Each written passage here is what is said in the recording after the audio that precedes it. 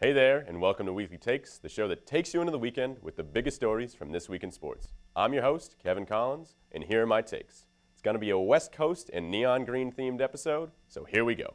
There's obviously things in every phase that need to be rectified. You know, we didn't, for some reason, we had a bunch of assignment busts on the perimeter, which we haven't had ever.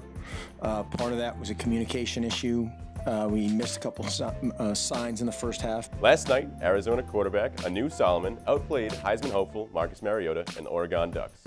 Can't knock him out of the Heisman race yet. He's not at fault for this one. The reason Solomon outplayed the Heisman candidate was because of the Oregon defense, but we'll get to that.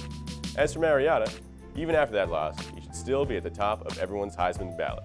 The man has thrown zero interceptions this year, 15 touchdowns, and is completing 71% of his throws. Not to mention he has ran for 3 touchdowns and caught one in the end zone too. The only other quarterback to compare is Kenny Hill, who has thrown 2 picks and is only completing 65% of his passes.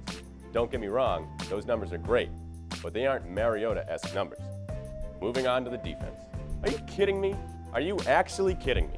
I'm giving the refs from last night a pass because the Ducks D had this one coming with the way they've been playing all season. You know how I just built up your QB so much? Well, it isn't a good look when he's putting up those numbers and the quarterback on the other side of the field is still outplaying him. The West Coast loves their technology, so here's some numbers. Oregon's D, let's break it down. This should be really easy. First things first, let's define QBR, or quarterback rating.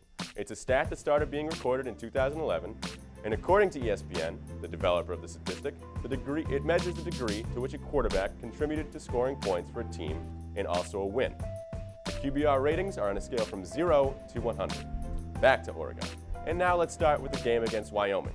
Oregon's defense gave up 24 first downs to a team that averages 14 points a game.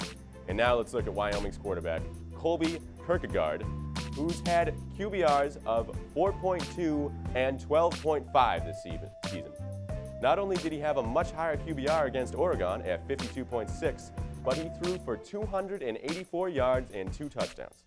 Next weekend, you had Washington State, Oregon, and senior quarterback Connor Halliday threw for 436 yards and 4 touchdowns. And the Cougars, even though they lost, walked out of the game after racking up 29 first downs. How? And then there was last night, when you finally blew it.